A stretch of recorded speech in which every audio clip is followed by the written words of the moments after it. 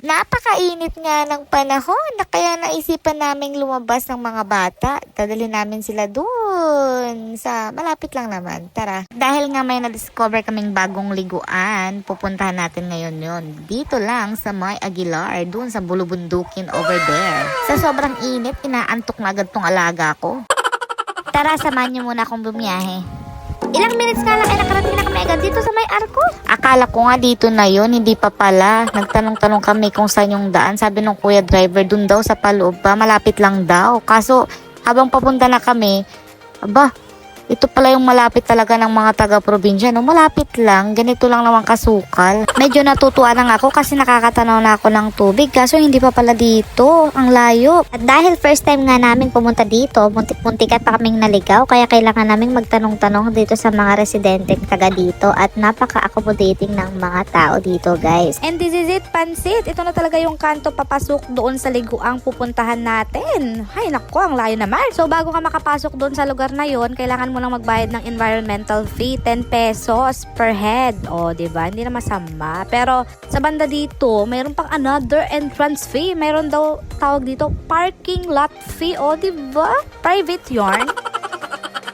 And this is it, Pansit! Andito na nga tayo sa Barangay Pugoncili, Aguilar, Pangasinan. Ito nga ang tinatawag nilang Maples River. Sa unang tingin nga ay aakalain mong puro bato at bundok lang ang makikita mo dito. Pero sa bandang looban nito ay talaga naman ito ang makikita mo, Mars. At talaga namang dinadayo tong lugar na to dahil ang daming nakaparking na sasakyan at wala yung mga tao, nandun sila sa bandang looban. 10 AM na ng umaga pero madami pa rin dumadating at pumapasok sila dun sa loob. Madaming motor yan, guys, hindi ko lang na-video lahat. Kaya humanap lang si tatay ng mapapwestuhan at dito ang napili nila sa bandang bungad lang. Maganda rin kasi yung liguan para sa mga bata dito. Dito na nga rin namin pinark yung Rusko sa tabi mismo ng liliguan namin kasi dito na rin namin itatayo yung tent namin. Mahirap kasing magbitbit ng mga gamit lalo na pag may kasama kang mga bagets.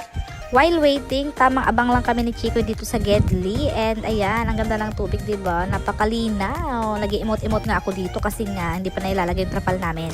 At sa pagkakataon nga ito, gustong-gusto ng maligo ni Ambert ni Mother Earth, pati na rin ni Harit. Kaso kailangan pa namin i-fix yung mga trapal kasi nga wala kaming sisilungan. Kaya ayan yung mga jutakis ko, nililibang-libang muna yung mga sarili nila dyan. Doon nga sa bandang looban ay marami rin parang nagbebenta ng kung ano-anong mga pagkain. At sa mga oras na nga ito ay malapit na nilang mabuo ang aming tent. At sobrang init na neto, guys. Kaya gustong-gusto ng maligo ng mga bata. Kaso kailangan pa talaga namin matapos lahat ng ito at maluto ang mga pagkain. Mare, gutom na kaya kami niyan. Pero sabi ng asawa ko, bahala na daw sila doon at maligo na daw kami. Kaya ito kami, nagtampi-tampisaw ng mga bata. At nang lumuso nga kami ay napakalamig ng tubig, Mare. As in, napakalamig talaga at ang sarap maligo. Yung tubig kasi na dumadaloy dito ay nanggagaling sa bundok kaya napaka-fresh at tabang ang tubig dito, Mars. Talaga namang 100% recommendable ang lugar na to, mga Mare. Kaya kung naghahanap kayo ng outing place ng inyong pamilya or yung mga barkada ay perfect na perfect nga itong lugar na ito, mga Mare. Hindi kayo magsisisi at talaga namang uulit-ulitin yung pagpunta dito.